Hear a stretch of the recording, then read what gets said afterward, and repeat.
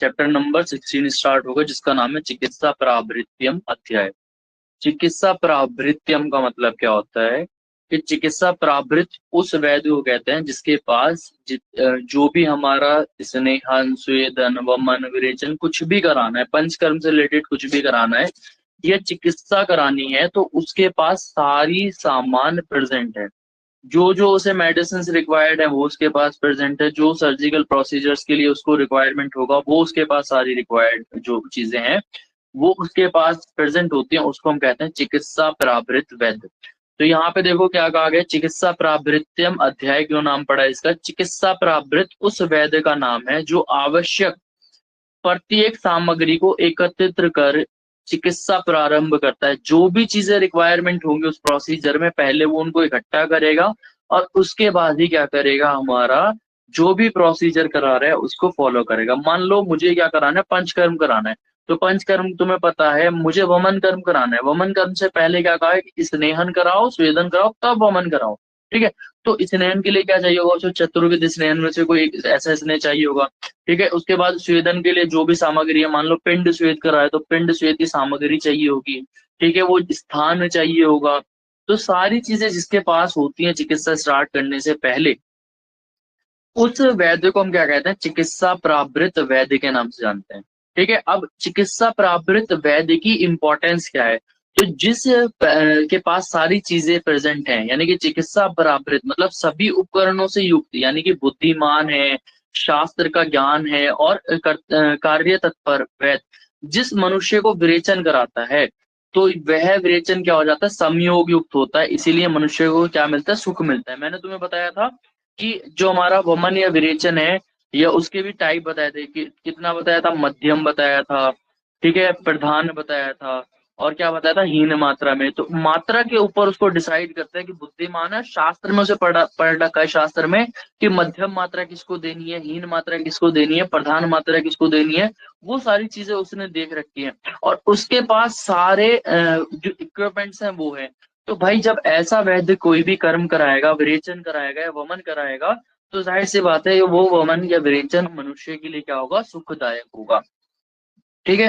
अब एक होता है वैद्यमानी। वैद्यमानी मतलब मूर्ख वैद्य। अब कोई मूर्ख वैद्य है, तो मूर्ख वैद्य कौन होता है, जो मूर्ख वैद्य ना होते हुए भी क्या करता है, अपने को वैद्य समझता है। जैसे आजकल इंस्टाग्राम पे चल रहा है ना, कोई भी उठता है और उठने के बाद क्या कर रहा है, डॉक्टर के ट्रीटमेंट वगैरह की वीडियोस बना लेता है, कोई भी छोटे मोटे लोग, और वो भी वही क्या कर रहे हैं। तो उनके बारे में भी यहाँ पे तुम समझ सकते हो कि जो मूर्ख, जो बेवकूफ लोग वैद्य तो होते नहीं है, जो डॉक्टर तो होते नहीं है, और अपने आप को डॉक्टर मनाते हैं, बताते हैं, और अगर वो वमन या विरेचन कराते हैं, तो वह रोग क्या होगा, या तो अतियोगी हो जाएगा या अयोग हो जाएगा। उससे क्या होगा, दुख की प्राप्ति होगी। मतलब उसे मात्रा ही नहीं पता कि भाई वमन की कितनी मात्रा, मध्यम मात्रा में कराना है, प्रधान मात्रा में। मान लो किसी का क्रूर कोष्ठ था, तो उसने क्रूर कोष्ठ वाले को हीन मात्रा दे दी। ठीक है। और किसी का कोष्ठ कैसा था, मान लो मध्यम कोष्ठ वाला था, तो उसको प्रधान मात्रा पिला दी। तो भाई उसको क्या होगा, विरेचन सही से नहीं होगा, और उल्टा क्या हो जाएगा, तो अति योग हो जाएगा या हीन योग हो जाएगा, और उसके जो रोग है वो रोग और ज्यादा उसका प्रकोपित हो जाएगा, और उसको क्या होगा, दुख की प्राप्ति होगी। तो सिंपल क्या कहा गया कि जो चिकित्सा प्रावृत है उससे हमें सुख प्राप्त होगा, और जो हमारा वैद्य मानी है मतलब मूर्ख है, उससे क्या होगा, दुख की प्राप्ति होगी। यहाँ पे क्लियर है सबको, इतना पेज हैंड रेस कर दो अगर क्लियर है। छोट बेसिक सी बात थी ना। अब नेक्स्ट है हमारा संशोधन कर्म विमर्श। मतलब यहाँ पे संशोधन के बारे में बताया है कि भाई सम्यक के पुरुष के लक्षण क्या होंगे, ठीक है, अविरक्त के लक्षण क्या होंगे, मतलब किसका विरेचन वगैरह सही से नहीं हुआ है तो उसके क्या लक्षण होंगे। तो यहाँ पे सम्यक विरक्त पुरुष के लक्षण, मतलब जिसका संशोधन पूरी तरह से सही से हुआ है तो उसके क्या लक्षण देखने को मिलेंगे। मैंने किसी का संशोधन कराया, तो संशोधन कराया, विरेचन कराया, तो भाई जब विरेचन कराया तो विरेचन में क्या होगा, जो उसका फीकल मैटर है वो भी बाहर निकल जाएगा, मल भी बाहर निकल जाएगा, पित्त भी बाहर निकल जाएगा, तो उसके अंदर कहीं ना कहीं थोड़ी बहुत दुर्बलता आ जाएगी। तो क्या होगा, पहला तो देखने को मिलेगा दुर्बलता, विरेचन जन्य। तो विरेचन में खास करके दुर्बलता मिलती है यहाँ पे, इसीलिए ब्रैकेट में मैंने यहाँ पे विरेचन जन्य मेंशन किया हुआ है। ठीक है। गलानी देखने को मिलेगी, रुचि देखने को मिलेगी, वर्ण की शुद्धि हो जाएगी, ठीक है, उसका जो कॉम्प्लेक्स है, स्किन कॉम्प्लेक्स, वो अच्छा हो जाएगा। मल मूत्र क्या होगा, अपने टाइम पे आएंगे जो टाइम है, ठीक है। वायु का अनुलोम तथा काय अग्नि का सम हो जाएगा, वायु का क्या होगा, अनुलोमन हो जाएगा, वायु जो है अगर उसकी उसको क्या हो रहा है, गैस वगैरह की इश्यू है तो वो वहां पे नहीं होगा, ठीक है। उसकी जो काय अग्नि है, जाठर अग्नि है, वो सम रह जाएगी, ठीक है। ये सारे लक्षण बताए गए यहाँ पे, जिसमें जैसे कि और भी है, शरीर में लघुता, शरीर में हल्कापन हो जाएगा, रोग का कम हो जाना, ये भी लक्षण मिलेगा, हृदय की शुद्धि हो जाना, भूख प्यास लगना, बुद्धि इंद्रिय और मन की क्या हो जाना, शुद्धि हो जाना, ये सारे सम्यक लक्षण मिलते हैं जिस जिस भी पुरुष का हम क्या कराते हैं, विरेचन कराते हैं, ठीक है।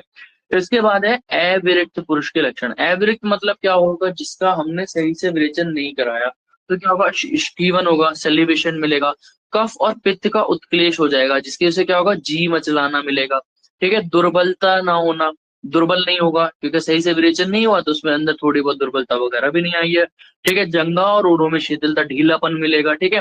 पीनस का होना और वायु का क्या होना, पेट में रुक जाना, तो देखो यहाँ पे तो वायु का अनुलोमन हो गया। अब वायु क्या है, जब उसका सही से विरेचन ही नहीं हुआ तो क्या होगा, या उसको पंचकर्म सही से नहीं हुआ तो उसका वायु क्या है, पेट में ही रुकी रह जाएगी, ठीक है। ये सब अविरक्त के लक्षण है, जैसे हृदय का शुद्ध ना होना, आद्यमान रहना, पेट में अफारा रहना या अरुचि वमन, शरीर का भारी रहना, तंद्रा रहना और स्तिमितता रहना, तो ये सारे लक्षण तुम्हें किसमें मिलेंगे, अविरक्त पुरुष के लक्षण कहे गए, ठीक है। अब आप मान लो किसी का तुमने विरेचन का मात्रा डिसाइड नहीं की कि कितने मात्रा में तुम्हें विरेचन कराना है, तुमने उस पर्सन का विरेचन करा दिया, तो विरेचन अति योग के क्या लक्षण होंगे। तो मान लो तुमने विरेचन कराया, तो भैया विरेचन में क्या निकलता है, मेनली पित्त निकलता है, ठीक है। तो विरेचन में, विरेचन कर्म होने पर क्या होगा, मल, पित्त, कफ और वायु, ठीक है।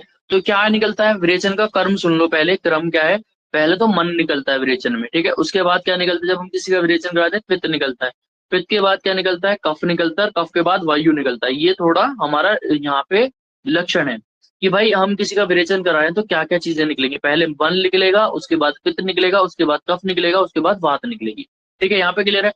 आ जाने के बाद अगर क्या हो जाए, मेद मास, ठीक है, अगर पहले तो नॉर्मल तो ये है कि मल निकलेगा, पित्त निकलेगा, कफ निकलेगा, वायु निकलेगा, अगर इनके निकलने के बाद यदि मेद या तो फैट आने लगे या मांस के जल के समान रक्त निकलता है, तो ठीक है, या तो तुम्हारा कैसा है, मेद या मांस के जल, ठीक है, समान रक्त निकलता है, अथवा कफ और पित्त से शून्य जल निकलता है, जिसमें कफ और पित्त ही नहीं है, ठीक है, ऐसा ऐसा जल निकल रहा है, या काला खून निकलता है, काले कलर का खून निकलता है, तो समझ जाओ कि उसका क्या हो चुका है, अति योग हो चुका है विरेचन का। क्लियर हुआ यहाँ पे, क्लियर है, इतनी बात हैंड रेस कर दो अगर क्लियर है तो, ठीक है। कि भाई नॉर्मल क्या था, मल निकलेगा, पित्त निकलेगा, कफ निकलेगा, वायु निकलेगी, ये तो निकलना था, लेकिन अब क्या हो गया, मांस जैसा जल भी आने लगा, रक्त आने लगा, ठीक है, या फिर काले कलर का खून आने लगा, तो क्या हो जाएगा, उसको समझो अति योग हो चुका है। यदि प्यास अधिक लगती है और वात रोग से पीड़ित रहता है, मान लो हमने विरेचन कराया तो वायु का अनुलोम तो हुआ नहीं, तो वात रोग उसके अंदर ही रह गए, फिर भी और वात बढ़ गई, क्योंकि हमने क्या किया, विरेचन करा दे बहुत ज्यादा, तो वात दोष बढ़ गया, ठीक है। और प्यास लगने लगी, तो प्यास किसकी वजह से लगती है, पिपासा किसकी वजह से होती है, वात की वृद्धि की वजह से, ठीक है। तो वात रोग से पीड़ित रहेगा, प्यास ज्यादा लगेगी, ज्ञान की शून्यता हो जाती है, और ये सारे लक्षण बताए गए अति योग के लक्षण। क्लियर हो अति योग के लक्षण, हैंड रेस कर दो सभी अगर क्लियर है तो। अंजलि क्लियर है, अक्षय का, चलो ठीक है। ये तो विरेचन के हो गए। अब है दूसरा वमन का। वमन मान लो तुमने वमन कराया, तो वमन में, वमन के अधिक होने पर जो ऊपर लक्षण है, वमन में भी यही होता है, पहले भाई जो तुम्हारा है उसमें औषध निकलती है, औषध के बाद कफ निकलता है, कफ के बाद पित्त निकलता है, पित्त के बाद वायु निकलता है, ये वहां पे लक्षण मैंने तुम्हें बताया था, ठीक है। तो ये कभी कभी एमसीक्यू में भी पूछ लेता है कि विरेचन के बताओ क्या है और वमन के बताओ। तो वमन में मैंने तुम्हें बताया था, पहले जो भी द्रव्य है वो निकलेगा, उसके बाद वमन करा रहे हो तो कफ निकलेगा, कफ के बाद क्या निकलेगा, वात पित्त निकलेगा, पित्त के बाद क्या निकलेगा, वात निकलेगा, ये वहां पे नॉर्मल कर्म था, तो ये वमन का कर्म है, ठीक है, और ये विरेचन का कर्म है, ये याद रख लेना। पर अधिक रूप से उदरगत वात रोग, ठीक है, तो ऊपर के वात रोग, मान लो किसी का वमन ज्यादा करा दिया तो ठीक है, श्वास वगैरह हो सकता है, वाणी में रुकावट हो जाती है, लक्षण अधिक देखने को मिलते हैं। अब इसके बाद फिर से वही चीज यहाँ पे देखो, चैप्टर का ही नाम क्या है, चिकित्सा प्रावृत्तियम अध्याय, तो चिकित्सा से प्रावृत्त के लाभ ही पढ़ेंगे यहाँ पे सारे। तो चिकित्सा प्रावृत चिकित्सक के लाभ, इसीलिए सभी चिकित्सा के उपक्रम से युक्त बुद्धिमान, कार्य तत्पर और भली प्रकार आयुर्वेद का शास्त्र का अध्ययन करने वाले वैद्य के शरण में मनुष्य को जाना चाहिए, जो मनुष्य को अधिक आयु और सुख को देने वाला। तो भाई तो सिंपल क्या है कि जब तुम डॉक्टर को सिलेक्ट कर रहे हो तो ऐसा डॉक्टर सिलेक्ट करो जिसके पास सारे प्रोसेस, जो भी प्रोसीजर्स के लिए रिक्वायरमेंट है, जो भी वहां पे रिक्वायर्ड चीजें हैं वो सारी चीजें उसके पास होनी चाहिए। ठीक है। अब इसके बाद नेक्स्ट है संशोधन योग्य या अधिक दोष से युक्त पुरुष का लक्षण। तो संशोधन किसका कराओगे? जब उसके अंदर दोष बहुत ज्यादा मात्रा में प्रकुपित हो गए। तो अधिक दोष से युक्त पुरुष कह दो या फिर संशोधन के योग्य की संशोधन किसका कराना है, ऐसे योग्य के लक्षण क्या होंगे? जिन व्यक्तियों में अविपाक, मतलब जाहिर सी बात है अन्न का ठीक से पाचन नहीं हो रहा, तो उसके अंदर क्या है? कफ की वृद्धि हो गई भाई। अगर कफ की वृद्धि हो गई तो विरेचन कौन क्या करा? वमन करा दो। ठीक है। तो वमन भी क्या है? संशोधन कर्मी तो है वमन। संशोधन में कितने कर्म आते हैं? 5। वमन, विरेचन, अनुवासन वस्ती, आस्थापन वस्ती और नस्य। तो जिसके अंदर क्या है? कफ, मतलब मान लो क्या हो रहा है? अविपाक है तो कफ बढ़ गया। कफ बढ़ा है तो उसका संशोधन कराओ, उसे वमन करा दो। ठीक है। अधिक स्थूलता, स्थूलता है तो उसमें कौन कौन सा करा दो? वमन करा दो भाई। ठीक है। शरीर में गुरुता, कफ को वृद्धि के निकालने के लिए उसे नस्य वगैरह भी दो, उसे वमन भी कराओ, उसे विरेचन भी कराओ तो गुरुता नष्ट हो जाएगी। शरीर में फुंसियां हैं, चकते हैं तो पित्त की वजह से होता है, तो पित्त है तो क्या करा दो? विरेचन करा दो। जिसके अंदर आलस्य है, थकावट है तो उसे वमन करा दो। ये शरीर में दुर्गंधता आती है, कफ और पित्त का अधिक रूप में उभर जाना, तो कफ और पित्त अगर अधिक रूप में बढ़ा है तो भाई क्या करो? वमन करा दो, विरेचन करा दो। वही चीज है, मतलब कि किसका कराना है? वह पंचकर्म किसका कराओगे? जिनमें ये लक्षण पाए जाएंगे। निंद्रा का अधिक आना किसकी वजह से होगा? निंद्रा का अधिक आना कफ की वजह से। बुद्धि का मोह हो जाना ये वात की वजह से होगा। बल वर्ण का नाश हो जाना, ठीक है, और वात की वजह से हो जाएगा, बल भी खत्म हो जाएगा और वर्ण का भी नाश हो जाएगा।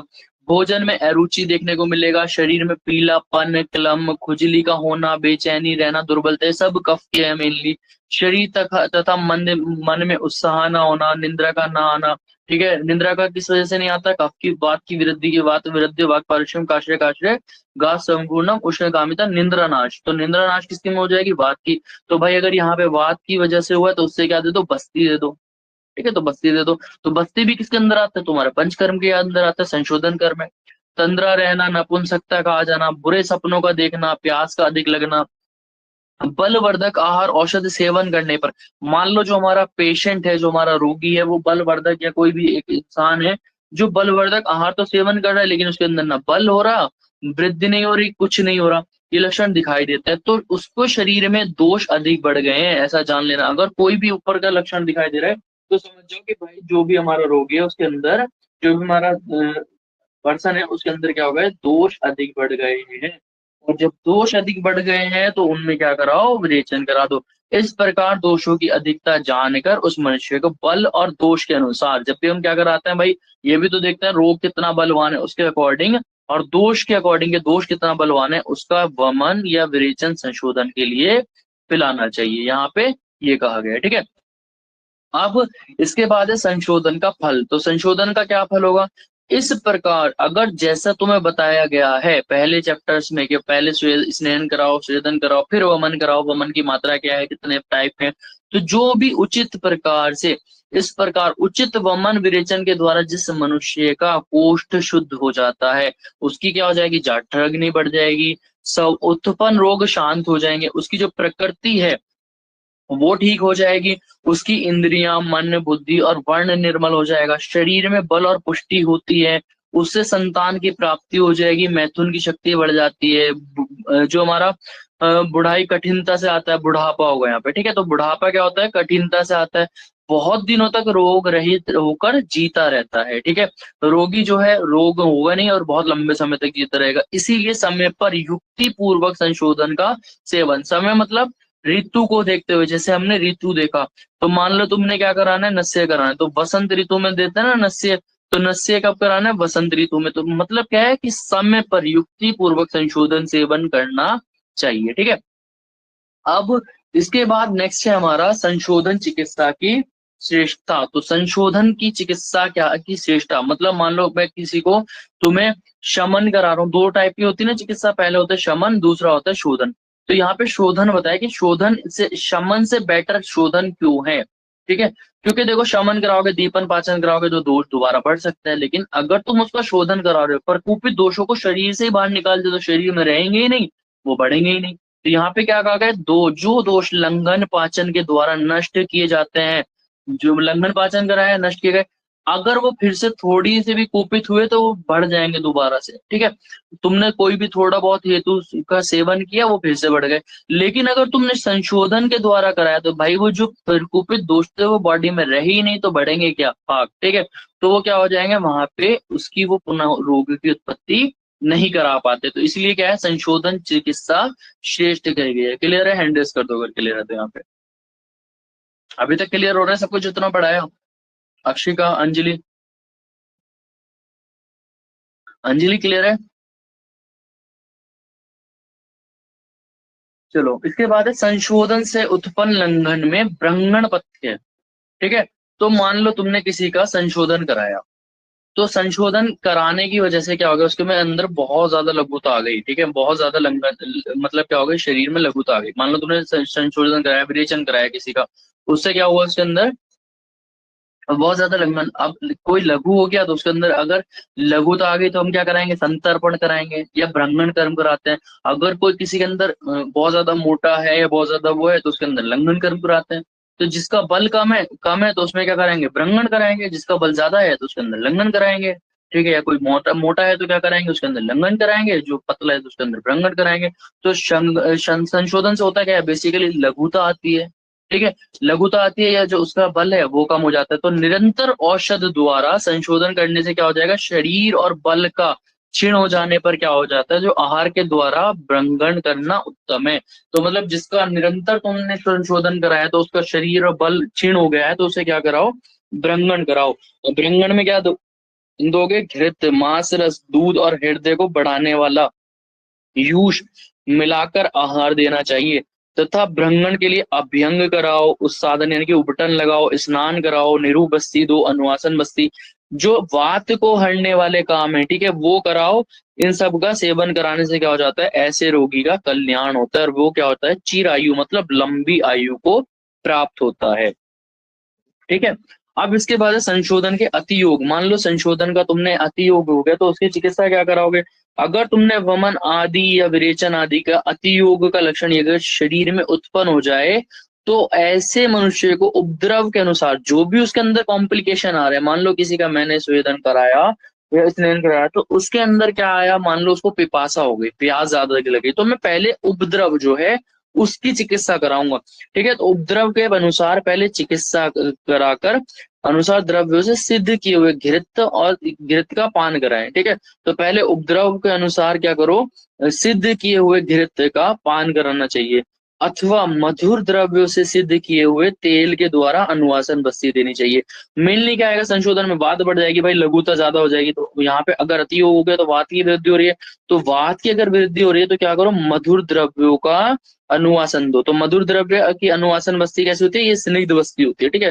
तो स्निग्ध बस्ती की वजह से क्या, स्निग्धता की वजह से क्या होगा, वात का शमन करेगी। और मधुर जो द्रव्य है वो भी कैसे होंगे, मधुर वर्ग के द्रव्य मधुर होंगे तो वो भी क्या करेंगे, वात का शमन कराएंगे। तो मोइल क्या कराना है हमें, वात का शमन कराना है। क्लियर है यहाँ पे, सबके हैंड रेज कर दो अगर क्लियर है तो।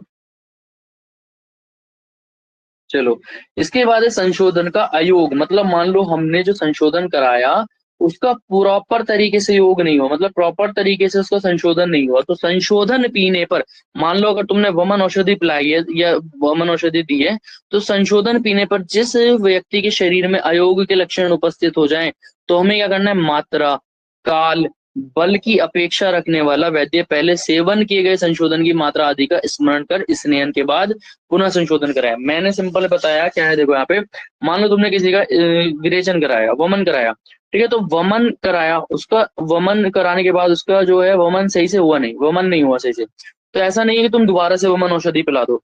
पहले देखो कितनी तुमने वमन औषधि पिलाई थी, और दोबारा से वमन औषध तब तक नहीं पिलानी जब तक तुम उसका पहले से दोबारा से जो प्री ऑपरेटिव प्रोसीजर्स हैं, जैसे मैंने बताया था स्नेहन कराते हैं, स्नेहन के बाद स्वेदन, तब तुम उसका वमन कराओगे दोबारा से।